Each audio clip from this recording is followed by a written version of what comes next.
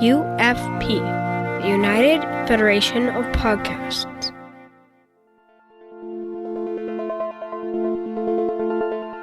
Infinite diversity.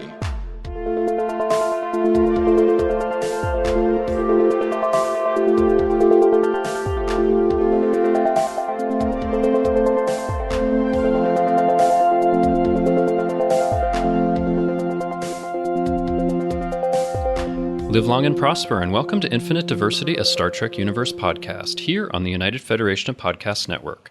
I'm your host for today, Justin, and joining me are my co-hosts, Brandon and Chrissie. Chrissie, how are you doing today? I am doing very well. I'm looking for a way to get this piece of machinery started up, but I think as soon as we can do that, we can get out of here. Try some progressive maintenance, might help. Good call. Always worked on old TVs.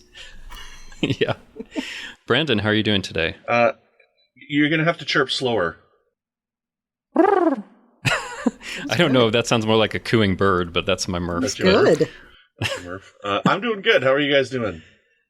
Good. Doing pretty good. Yeah, excited to talk about a new show, Star Trek Prodigy. So, oh, it's amazing. You know, like we haven't had brand new Star Trek to talk about in I don't know, years. 2 weeks, man. You know, that whole dry 14 spell days. since Enterprise ended in 2005, you know? This is wonderful. I know. Brandon, this is not that alternate timeline. This is one where there's been a lot of new Star Trek. But before we talk about Prodigy, we'd like to take a moment to thank our Patreon patrons who make our show possible, particularly our associate producer, David Willett.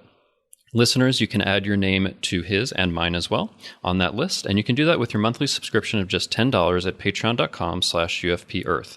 And also, don't forget about the Boldly Go project. Celebrate Gene Roddenberry's centennial by sharing what gives you hope for the next century.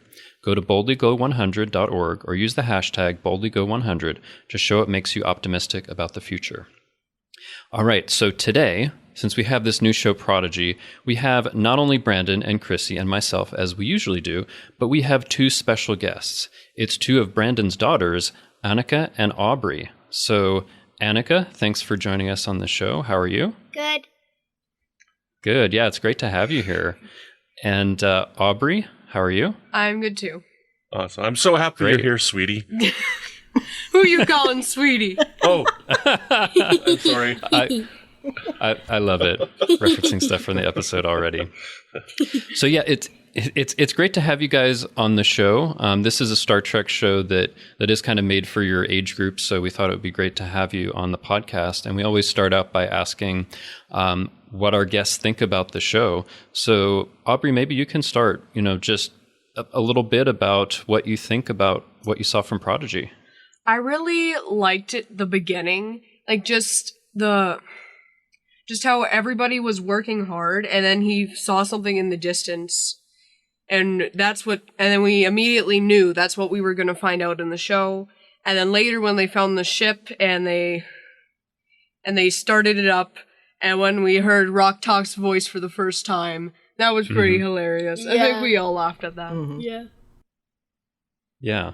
So a lot of good stuff you liked in the episode, it sounds like. Yes, I really liked it. Yeah.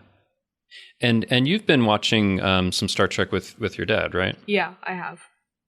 Yeah. What other shows have you seen? I've seen Discovery. Mm-hmm. We've watched all the Discovery together. All Discovery. We watched all of Picard. All Picard. And all the short treks. Yes. And then we watched a season and a half of Next Generation, the first season and a half. And then we just got distracted with other shows. So we got into some other stuff other than Star Trek. We watched Lost and Battlestar Galactica and Terminator and a bunch of stuff like that. Oh, that's excellent. So Annika, tell us a little bit about what you thought about what you saw for Prodigy. I really liked it, and it was really funny. That Murph Blob thingy was really cute, and yeah, Rock Talk is very funny too. Mm-hmm. Also, that first time, just you have to chirp a little slower. So did you have a favorite character from this? Was it Murph or was it somebody else? It was Murph. Murph was very cute. Yeah, he's a great character, even though we don't really know what he's saying yet. Yeah. Yeah, we don't. Justin, did you want to read that tweet that you shared with me in our chat group there?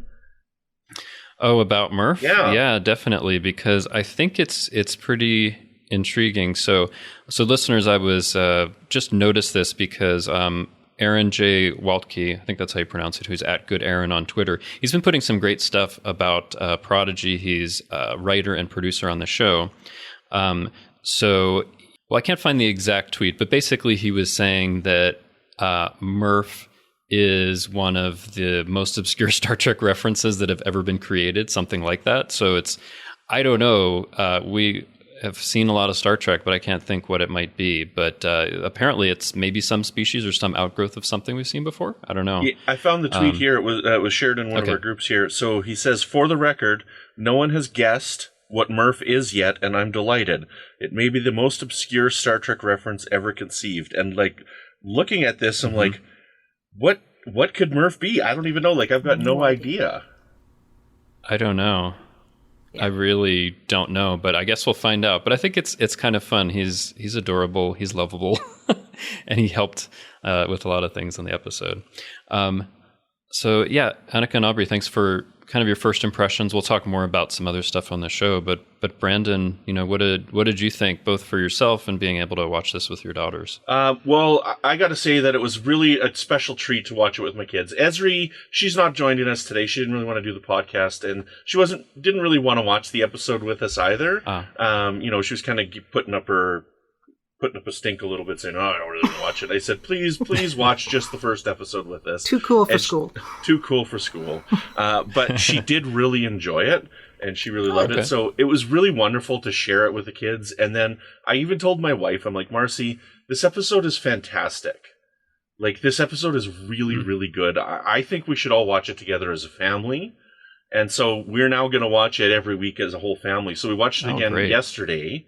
And we watched it with my wife, and, there was even a couple of moments where my wife was like, oh, wow, and she's like, making verbal reactions to what she was seeing on screen, and, I loved this, Justin. I thought this episode was fantastic, and, I'm going to go there and I'm going to say two things about this. Number one, aside from Children of Mars, I think this is my favorite episode of the new Star Trek run. Wow. Like, I really loved this a lot. I had a lot of fun watching this. It really felt like a wonderful children's story that took place in the Star Trek universe. Like, there's so many wonderful elements that I'm looking forward to exploring in this.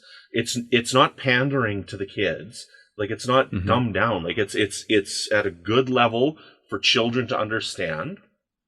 And I think that this is probably my favorite series premiere out of any Star Trek series so far. Like, all of them. Like, I think this is a wonderful setup for the show. I loved this, and I can't even put into words how much I love this episode. That was fantastic. I'm so glad to hear that, because I think it is meant to bring kids into Star Trek, but it's really meant for the whole family, and that you and your wife got a lot out of it too is really wonderful.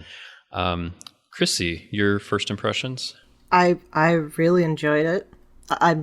I can't say it's my favorite premiere out of everything, but I really did enjoy it.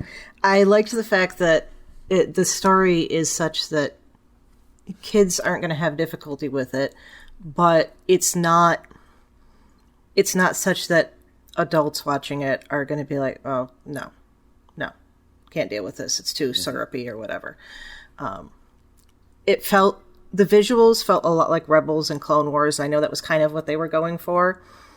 But the music, I was very interested because, and I don't usually have the ear for music, and it wasn't until Jay mentioned to me, because he does have an ear for music, how much some of it sounded like the JJ track. Particularly, it does sound like the Kelvin movies. The stuff from the 2009 movie. And I thought that was pretty cool, too, because that's a place where maybe people who got into it from that now have kids that are the appropriate age for this. Right. If they got into that when they were in college or high school because of 2009, they've now produced the target audience, which I think is pretty cool. So I can see why they'd want to touch on those things. And I really appreciate that I'm interested in what's going to happen to these characters by the end of this episode. All of them. None of them were like, oh, okay, that person's going to, I'll care about that later. I'm sure they'll tell me more about them. Yeah. Okay, great. Yeah, for me, I really love this. From what I was seeing, I thought I was going to like it anyway. And there really was a lot for, I think, for kids and someone who's an adult Star Trek fan. I mean, we don't have any kids in our house, but I loved what was going on, the characters, how they were introduced. This is also the first show where there are no humans in this initial episode. Even at the end when you see Janeway, it's a hologram. I didn't even think about that. So, yeah, you're really just seeing all of these new characters, almost completely new, that you're being introduced to, and you're really getting to know who they are, and they're in this situation. And I think there was a lot of great Star Trek themes, people working together. Communication was really important. It was important to be hopeful. And actually, Brandon, as I was thinking about it, I agree with you. I think this is my favorite premiere of any Star Trek series, because I think it's the one that has best introduced what this show is about, where it's going, really getting to know an entirely new cast of characters. So yeah, I really loved it. I thought it was wonderful, and I can't wait to see what's coming. And setting up what the premise of the show is going to be. Like, we got, I'm bad with character names. It takes me a few episodes, but you know, the guy who was in the Bacta tank or whatever, right? Who was like coming out at the end. He's like, they're chasing after this Starfleet ship, you know? Like, it's the chase for this ship, and that's what this show is going to be. And it's a basic concept for a youth show, but I think we're going to have some fun tangents along the way. Yeah, let's talk a little bit more about the characters. I know we've talked about Murph a little bit, but one of the main characters is Dahl. We kind of don't know his species. He's the one that's hopeful for kind of get going out there. Annika, what did you think of Dahl?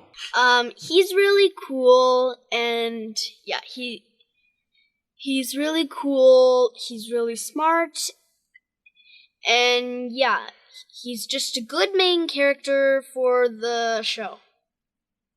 Yeah. Do you have an idea of what he's going to be doing now they're on this ship? I know he says he wants to be captain. Yeah.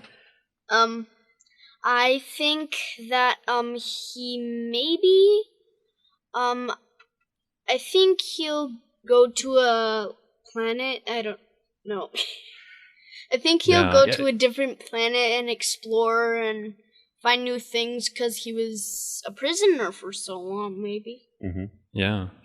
I had a question about this character for you girls to see what you think, because I'm not sure what I think yet, but why do you think he's a prisoner on this planet? Like, we see that one character, the Kazon, who's bringing slaves, he brought that little cat kid, right? So do you think that he's done something to be a prisoner on this prison planet, or do you think that this Kazon is just kidnapping kids and selling them to, what's the bad guy's name?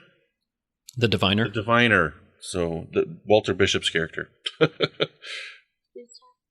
So the guy in the tank, he's like the bad guy. Do you think that the Kazon's just selling these kids to him, or do you think they've actually done something wrong?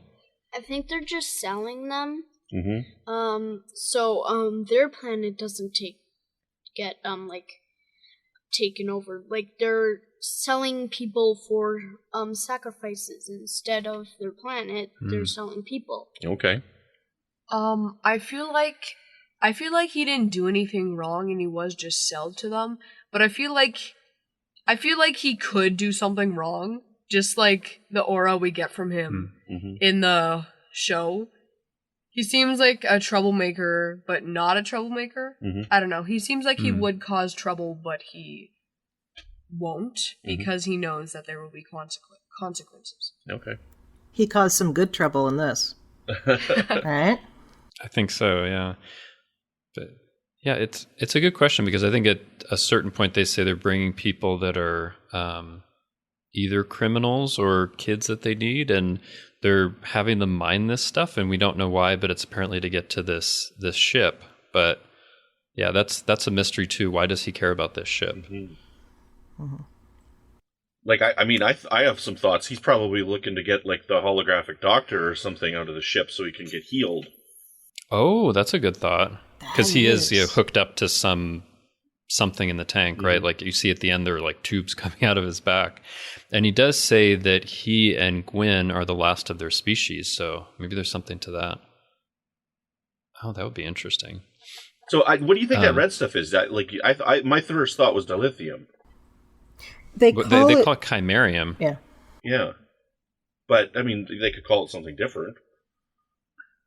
I don't know what it is, or it seems like it might be important, but Chimerium, I mean, just the word lends toward it being, it has the potential of being anything or pretending to be anything or being maybe like an alchemy something kind that of can, thing. Change forms or something. Well, of course, a chimera, you know what?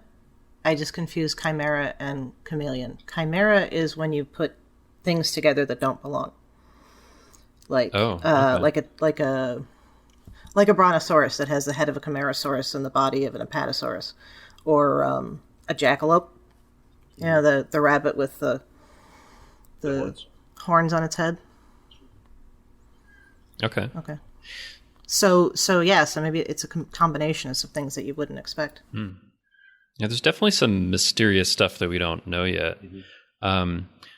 Actually, I wanted to talk about a character that I think you guys mentioned, Rock Talk, who we find once they have the translator has kind of the voice of a girl instead of, it seems like, this big hulking guy. So Aubrey, I think you said you liked this character. What did you like about this character? I like the character because at first we thought that Rock Talk, she was really tough and mean and was just upset with Dal because he bumped into her twice, but really she just doesn't really know what danger they were in at the moment, I think. And they brought along this Murph character that literally can't do that we thought literally couldn't do anything to help them. But then Murph helps them get away. Yeah. Did you like Rock Talk, Annika? Yeah, but I have a guess on why that person wanted the ship. Oh, okay. I think he wanted it because it is very it's very valuable and it could get him lots of money and stuff. He could sell it. Okay. Could be. Also, he wanted. I think he wanted Zero because she's very special. Maybe. Well, one thing that we know from an original Star Trek episode that you guys haven't seen yet is the alien species that Zero is called a Medusan. And the Medusans, they've got like a special telepathic ability, and they're very, very good at navigating. And what navigating means is finding your way and, like, you know, understanding maps and understanding directions. So, you know, the combination of Zero, who's very good at directions and finding things, and owning a ship would be probably a valuable combination, right? Oh, yeah. So that's probably why they wanted to find Zero so much. So yeah, maybe he actually wants to take the ship somewhere else. Could be too. I wonder if he's what do you think, just as Chrissy? stuck. I wonder. He's maybe just as stuck on the planet. Yeah, I wonder if he was the original jailer or if he just clawed his way up to the top. That's a good question. I think that's one of the things that's great about this episode. There's a lot of things that we don't know that they can fill in, and because we're just thrown into the situation, we don't know who this guy is, who these people are, where they've been, what they've done, and there's a lot of room to kind of fill that out. Yeah. Rock Talk's my favorite character so far. Like, Rock Talk's your favorite? I love Rock Talk. I think Rock Talk is so cute. So is Rock Talk a girl? Because, like, with prepubescent kids, sometimes, like, you know, little boys have high voices as well. I wasn't sure. Yeah, I think is it? Okay. Yeah, it's voiced by a girl, and I think they've said that it's a girl character. Yep. Yeah. I love Rock Talk. Rock Talk's awesome. Do I have telepathic powers too? Yeah, that sequence was great. You know what's really interesting, girls, as well, is the alien species that Rock Talk is called a Brickar. Like, I think Brickar, Brykar, something like that. And we've never seen one of these on screen before, but there was a whole series of novels where there was one of these aliens in Starfleet as a security officer. So I think that's pretty interesting. Cool. So they invented this alien species for the books, and now we're getting one in a TV show. So I think that's awesome for us because we're big fans of the novels. So to get this crossover of something created in the novels to come over to the TV show is pretty special. Yeah. Agreed. And I love how strong Rock-Talk is. There's like this whole mountain of rock that falls on her, and she's like, Yeah, it's let me just shake it off. I'm fine. As you mentioned earlier about the very Trek ideas and that whole thing of not judging people by their appearance is just, Yes. I mean, that just is hammered home beautifully with Rock Talk. And big. Well, the not other dumb. thing, Yeah. big not dumb. And not But I think- male and not an adult and a lot of other things too. Yeah. I think one of the things that's really good about this episode is at first a lot of them can't understand each other. They're speaking these languages, they don't have a translator. But once they get a translator, they can understand who each other is and what they want to do. And it just points to communication being so important. And the diviner doesn't want them to communicate with each other. Like, why do we think he doesn't want them to talk to each other? So they could plan an escape. Yeah, I think. It doesn't want them to plan an escape? Yeah, I think it's a very good thought. Yeah. Mm-hmm. What do you think, Yeah. Annika? Why do you think that the diviner doesn't want the aliens to talk to each other? Like when we first get there, nobody can talk to each other, right? Nobody understands each other's language until they find that communicator on the ship. Oh, I think it's so. I think they don't want them to communicate, so their planet could like get war and save them and stuff. They might work together and fight back. Is that what you mean? Yeah. Yeah. It could be something as simple as they just don't have that technology where they are. Yeah. Right? Like I don't know if that could be. If universal language interpreters are exclusive to the Federation or not. Like It's a good question. Yeah, like they're just a small planet, right? It's a prison, right? This could be financed by him. I mean, you say it could be something that he inherited or like he took over this prison or whatever, but this could end up being, because it's a kid's show, this could end up being like he's Skeletor who's just got unlimited financial supplies and all these henchmen underneath him who are like, right? Because that's how a lot of kids shows are. Like everybody just seems to have unlimited ability to buy crazy weapons and whatnot, right? But who knows what it could be? But yeah, he might just not have a universal translator. So yeah, it's a good question because in the episode you see Gwyn, who's a character we haven't talked about, as another main character who's the diviner's. Well, they say progeny. I don't know if they say daughter or child. Really, they say progeny, which might mean created or something. We don't know. She seems to have some special powers. Go ahead, Annika. She calls him dad, so yeah, I think she says father in the episode, I think. She does, but I mean that doesn't mean that she's created the old fashioned way. Like Lal called Data father. No. I mean, I also refer to Justin as father all the time when No, you don't. No, you don't. He took his collar off today, okay. Oh. But yeah, I think Gwyn is interesting because she speaks all of these different languages, kind of serves as an interpreter. But then you have Dreadnought, who's kind of the scary spider-like guy that's working for the diviner. General Grievous. And she says, what's that? General Grievous. Yeah, okay. I actually had that thought too. And who was it? One of the people from our Galaxy class chat mentioned that too, and I laughed because that was my first thought too. Was General Grievous? Okay. I'm sorry, I didn't mean to. No, that's okay. But she says at one point, Dreadnought could actually be doing this translation. He's programmed to do it, but there's a reason that Gwyn is doing it. So Gwyn is part of like the plan in some way. So I wonder, Aubrey, like where do you think Gwyn fits into the plan that he has for what's going on this planet and with this ship? They might use that she's the same species as, what's his name? The diviner? The diviner. But it also might be because she speaks so many languages and she can communicate and she has, I don't know, she has potential. Yeah. Because she's the same species as the diviner. Yeah. Okay. Yeah, she's important. Go ahead. She doesn't know about why he wants the ship. Yeah. Right. It's true. She doesn't even know the ship's there, I think, before they find it. Yeah. She seemed pretty surprised when she walked up to it. She's like, "What is all this?" She says. I wonder if, I had thoughts of Book when I was thinking about her and her ability to get languages. Like, I wonder if, I don't think that she knows these languages. I wonder if she's just able to, like, I don't know, absorb these languages right away or something like that, Like, maybe it's a telepathic type communication where she's able to I don't know, get out of their brains the ability to understand the language right away.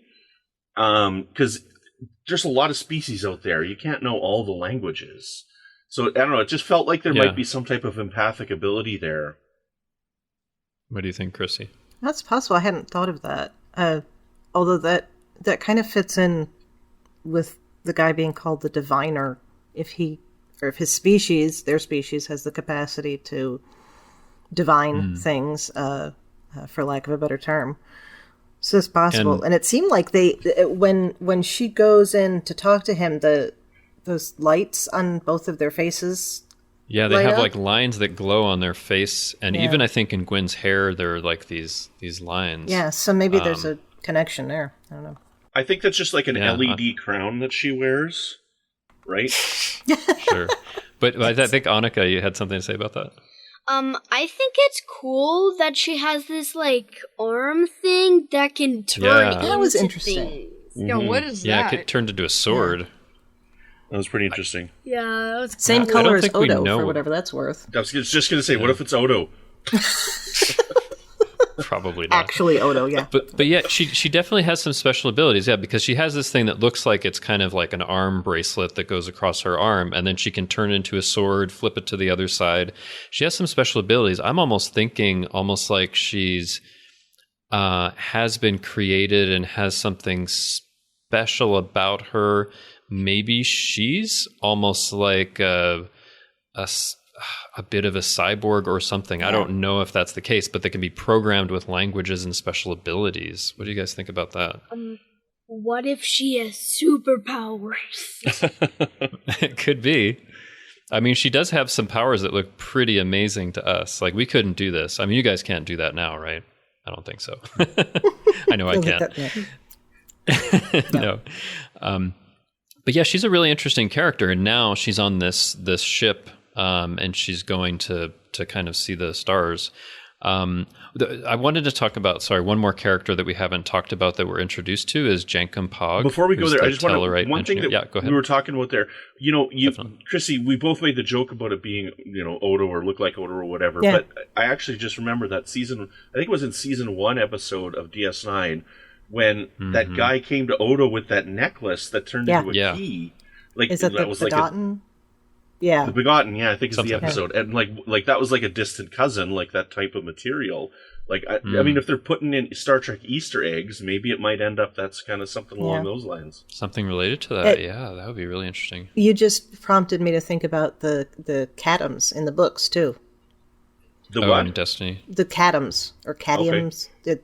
The programmable matter, kind of, which, of course, we see later on Discovery, too. So maybe that's what the Chimerium is.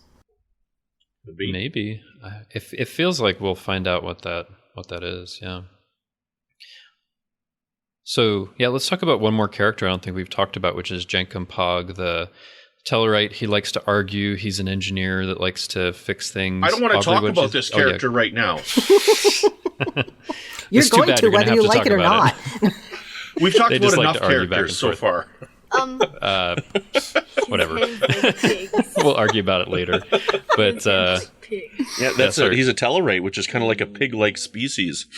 I'll show you while we're talking here, while Justin's talking, I'll pull up a picture of what a Tellarite looks like on the original Star Trek from an episode called Vera Bible. Looks a little different than you see him here and in other places, but you can see where it came from.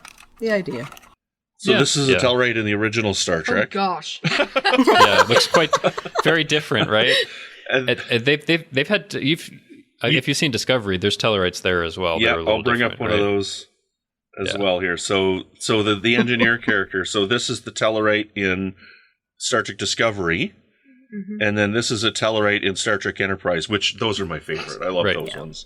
Okay. So, but and then what's his name? Jankum Pog. Jankum Pog. Yeah.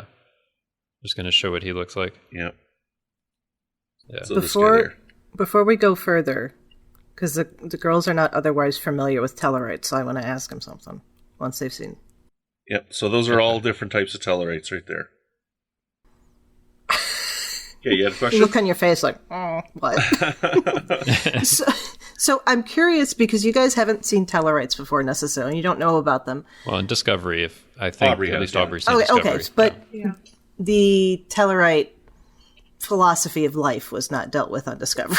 Very true, yes. Yeah. No, that's correct. So what do you guys, if you had to say one thing about what you learned about Tellarites from what you saw from Jenkin Pog, what do you think? If one were to say Tellarites are always like X or Y, which you shouldn't do in real life, but it's okay on Star Trek. How would you describe a Tellarite with one word? What's their type of personality? Argue. Good. They argue, yeah. Good. Yes, that's very correct. They like to argue. That is a trait of the Tellarite. So that's good. That's that the thing came we know across. about them. That's good. Yeah, That's what I wanted to definitely see, yeah.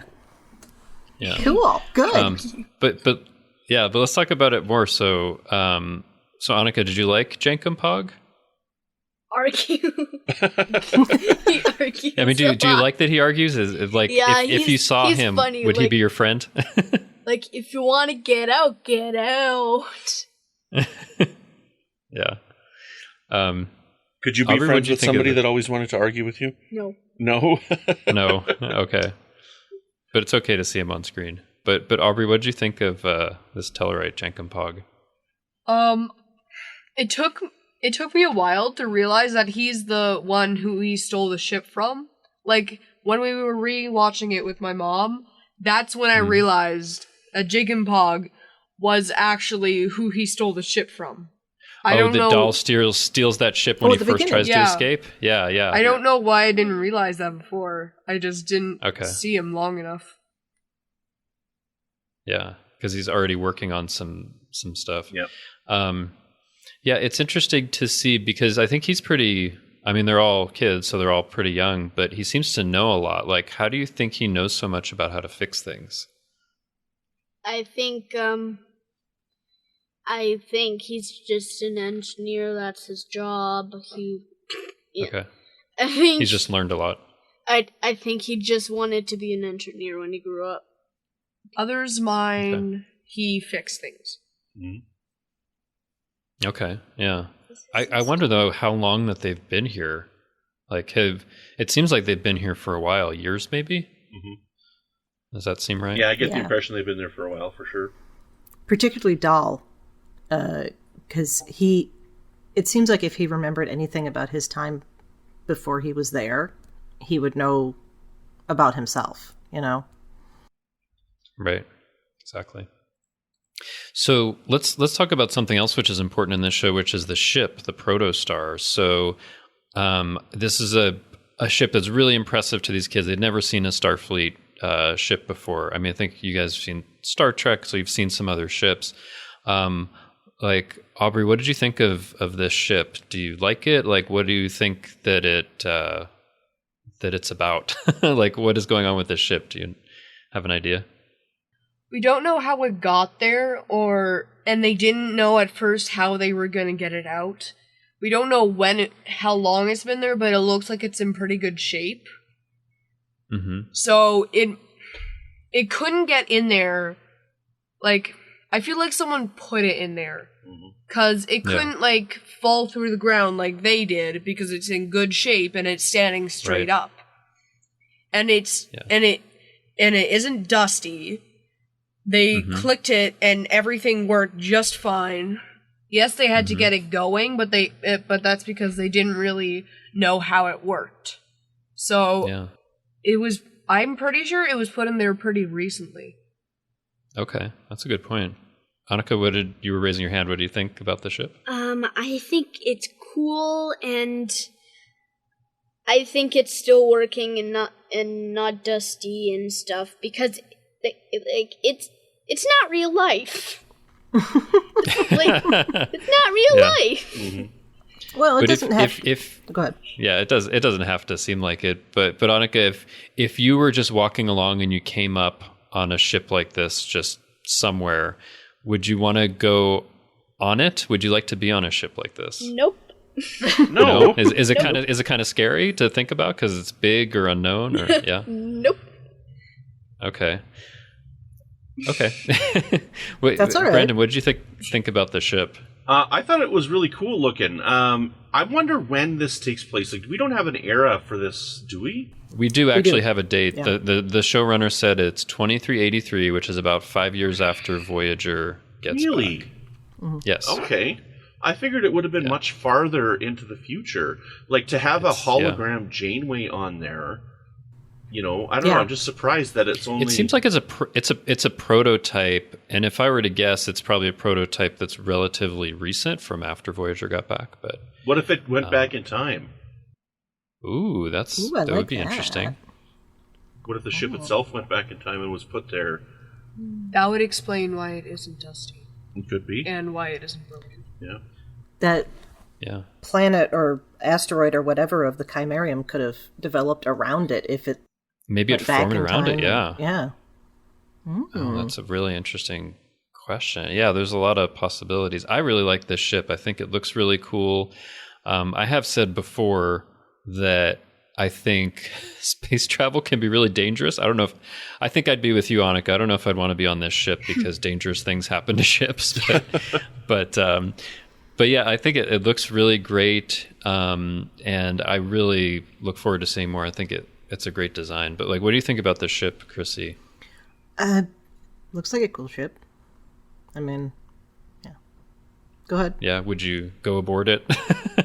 Well, I mean, it has the 24th century aesthetics, so as long as the gravity works and we stay away from the Borg, I think we'll be all right. Okay. I think they're going to be in a little bit of danger in this show, but I think they are too. yeah.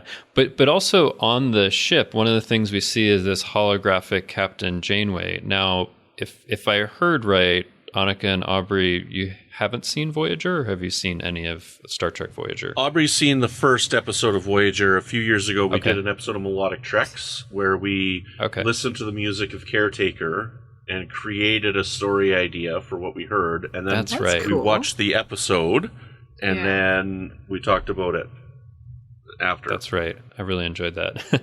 Well, I mean, maybe I'll start with you, Aubrey. So you just saw that one episode, so you'd maybe seen Janeway a little bit, but like, what did you think when this character came and they kind of asked for help and it was all of a sudden there? Like, what do you think of Janeway? I think it's just a hologram to help them fly, because I think it's a trainee ship. Right. Like for people who are trying to fly, learn how to fly.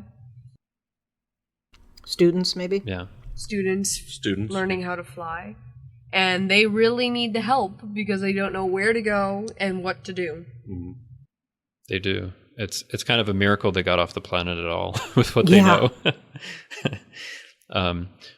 But Annika, I know you haven't seen this character of Janeway, so the hologram that comes when they ask for help. Like, what did you think? Do you like her character? You want to see more from her? I want to see more of her. Mm-hmm. I want to see more. Yeah. Just find out how she can help them. Yeah. Yeah. See, it's interesting because when the hologram's activated, like, it could just be because it's a show designed for young adults, but the way that Janeway's talking to them after, did somebody say help and talks to them and whatnot, like she's addressing youth when she's talking that way. So is that like adaptive, or is it supposed to be for young people, this ship originally? Yeah, maybe for people that are in Starfleet Academy or something, learning. Mm-hmm. Even that, she's talking to them like they're kids more than cadets.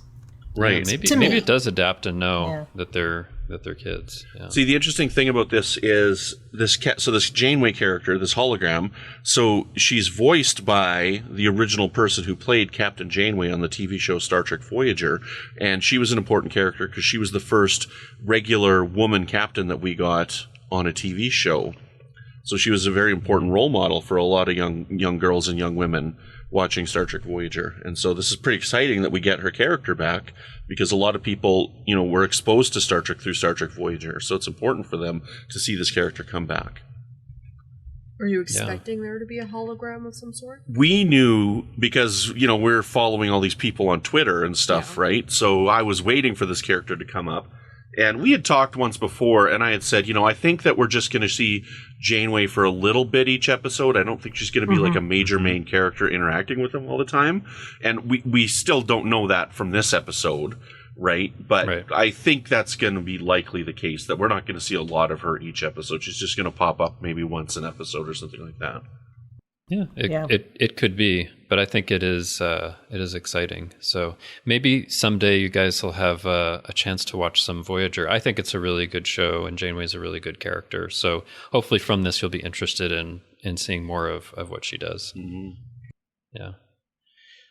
So, yeah, I think we've talked about a lot of really interesting things in the show, the characters, the ship, the diviner and what his plan might be, kind of where it's going. I just wanted to see if there are other things we want to add. Like, Annika, is there anything about the show when you were watching it that you were thinking about that we haven't talked about yet, or anything you just want to add? I was thinking that, what if, the unknown species and that girl were childhood friends, but they don't remember, maybe? Oh. Yeah. It could be, yeah. I mean, it seems like maybe they know each other a little bit, but yeah, there's something there that we don't know about yet. Yeah. Aubrey, was there anything else you wanted to talk about? No, not really. I think we Yeah. I mean, are you guys looking forward to watching more episodes once they come out? Yes. Also, Okay. I have one. Maybe we could talk about the ship design or something. Okay. Is there something you want to say about that? The ship design is very cool, and it looks kind of like one of Dad's ships on his stamp. Yeah, I've got a lot of Star Trek starships. It should, because it's a Starfleet ship, yeah. Yeah, it looks a little bit, like like some of those ships that he has, right? But it's a little different than some of those other ones, but it's the same kind of idea. Yeah. Did I see correctly that it seemed to have a third nacelle or third drive or something that popped up in the... It does, that you see in the credits. Oh, I didn't notice, yeah. Yeah. Yeah. Well, and this one also has the kind of opening credits at the end, which I thought was an interesting choice. Those I don't are know called if closing that's gonna... credits, Justin. What's that? Those are called closing credits. Those are called opening credits that they had closing. I think it'll be the opening credits from now on. Yeah, I was wondering if Anyway. they were going to... if they had taken out an opening credit sequence for this, or this was just... This felt like one of those, the premieres where they want it to feel like a movie. And I think that's why they did the credits the way they did. So I was wondering if it's going to change or not. I don't know, because most shows nowadays have just a very brief opening credit sequence, right? Like, Clone Wars and Bad Batch and stuff like that. Like, it's just a brief... You could be right that this just stays as closing credits. Is that what you're thinking? Yeah, I think it's just going to stay as the closing credits. Okay. So that could be, because it was very quick in the beginning, just had some Star Trek kind of like music, and then it just went right into the story, which I think is good. Again, this is designed for youth, right? And to just play a little bit and then stop for a minute and a half main title sequence. I don't think kids would sit through that. Like, I think we're just going to get that brief Nickelodeon Prodigy that comes up, and then they'll have it at the end credits. I think that's cool, though. I just didn't think that. Yeah, that makes sense, though. But you guys saw those credits at the end where you see the ship flying around to different planets and things, right? No, they ran upstairs at the end of it. Oh, you didn't see that? Okay. Well, it does show credits. that it does show that the ship has like kind of a third engine. So there's something special about it that we're going to see. Maybe it goes really fast or goes a long distance or something like that. So anyway, I think we'll see that in the future episode. But the ship looks really cool. I'd like to have it on my shelf. They'll probably make one that you can have on your shelf, Brandon. Probably. I'm sure they're already in process. Yeah. So, Brandon, were there other things you wanted to say about the episode? Not really about the episode itself, but just one thing that was interesting is that, like, I've been talking about this for a while. I showed them the trailer and whatnot. And both Aubrey and Marcy, like, I let them know that the show was coming out, but they both thought it was a Star Wars show. And I think it's just because I could see that. It's so unexpected to have an animated Star Trek show. Like, Aubrey's like, when the main song came up and it said Prodigy, like, I know it said Star Trek, but she wasn't really looking at the TV when it said Prodigy. She's like, oh man, this sounds so like Star Trek. And I'm like, yeah, this totally is, yeah. And then later on, she's talking about the crystals, and she's like, those are like kyber crystals. And I'm like, no, that's from Star Wars. And then they jump into, I think they go in the ship, and she's like, I bet you this is Luke's place. And I'm like, Aubrey, this is Star Trek. This is not Star Wars. And then I'm trying to convince Marcy to watch it, and I'm like telling her about this. She's like, oh, it's Star Trek? I'm like, yeah, it's a Star Trek animated show. So I think it's pretty unexpected that we've got this animated kids Star Trek show. I'm sure you weren't the only one that thought that.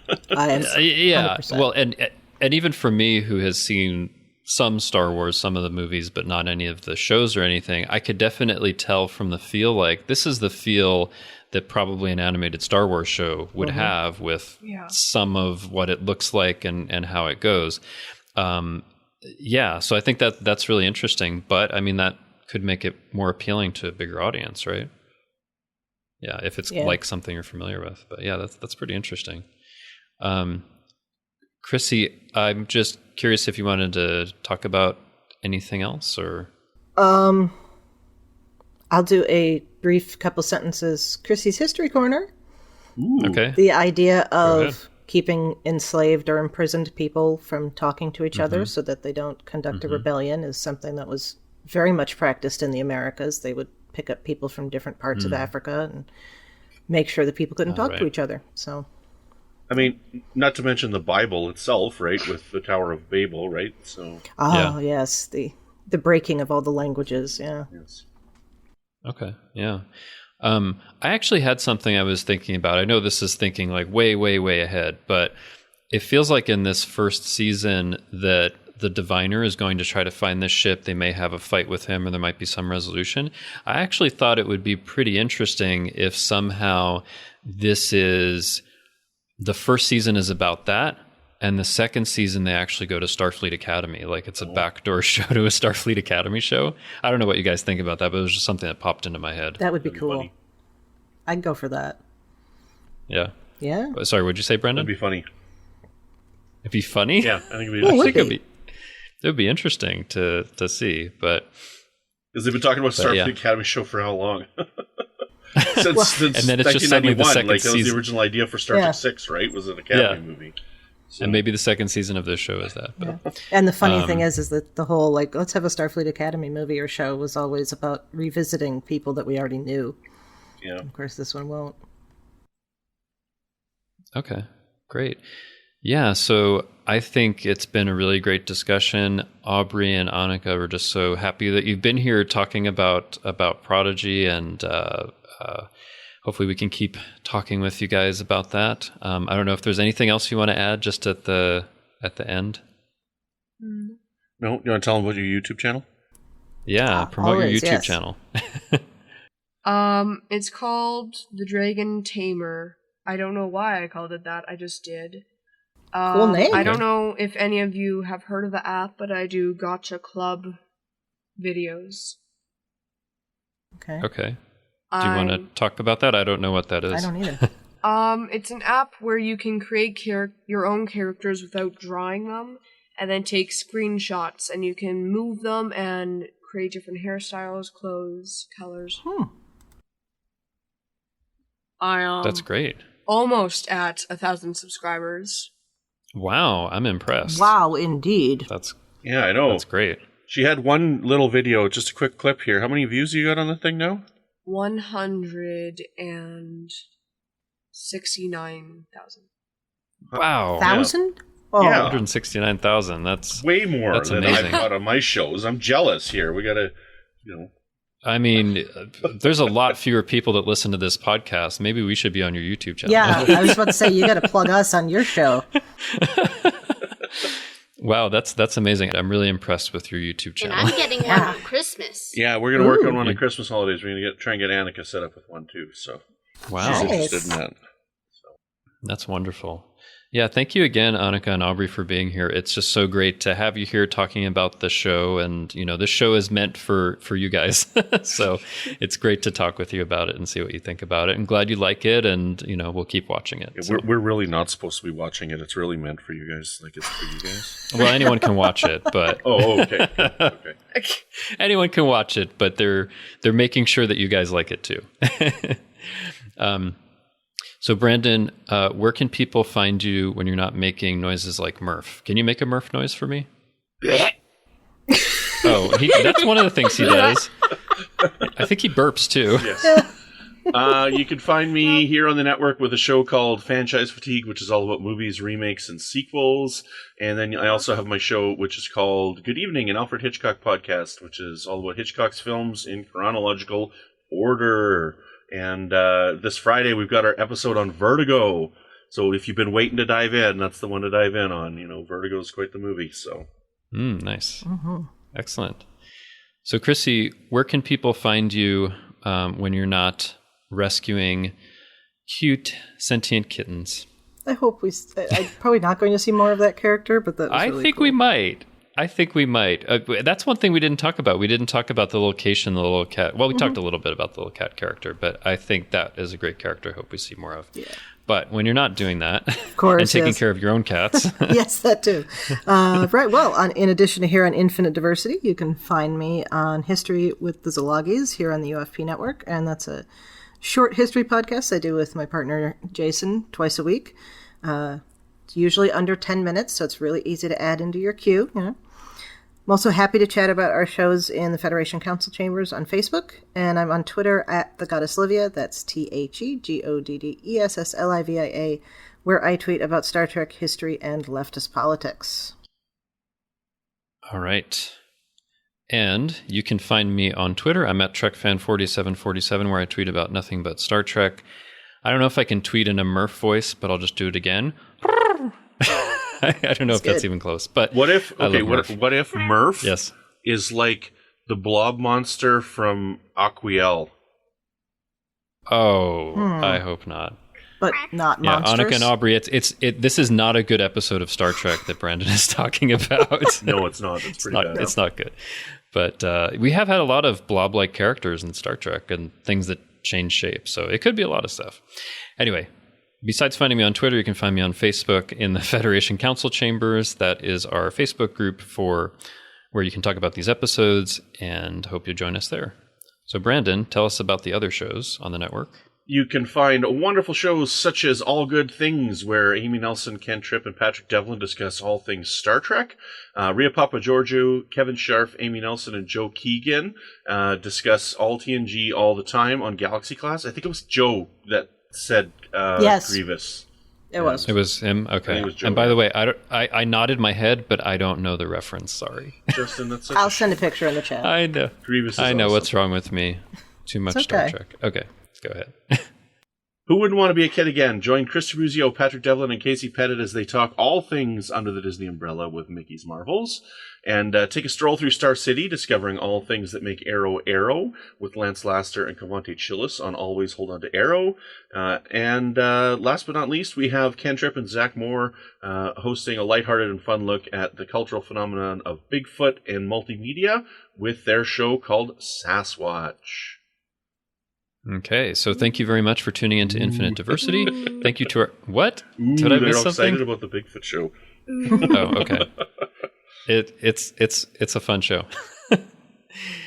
Okay, so thank you very much for tuning into Infinite Diversity. Thank you to our executive producers, Ken Tripp, Tony Robinson, and Zach Moore. Thank you to Zach Tripp for the wonderful theme music and Tony Robinson for the awesome show art. Please rate and review us on Apple Podcasts, and please subscribe. If you want to reach out, you can find the network on Twitter at UFP Earth or our show specifically at IDIC Podcast. You can also talk about any and all of the UFP podcasts in our Facebook group called the Federation Council Chambers. Or you can email us at infinitediversity@ufp.earth. Next time on Infinite Diversity, we'll be talking about the next episode of Prodigy, which is called Starstruck. Until then, peace and long life. Bye.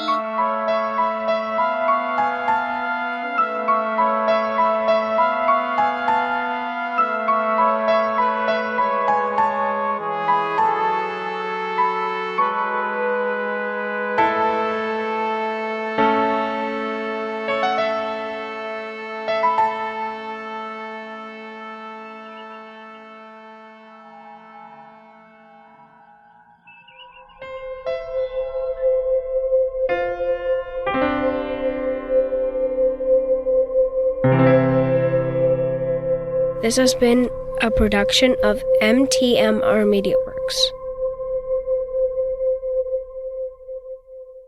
I don't know what to say about it. Well, where can people find it? What's it called? You can find it obviously on YouTube. What's its name, sweetie? She's got that teenage sass starting a little early here. Canadian winters do that. Oh. Got to grow up early.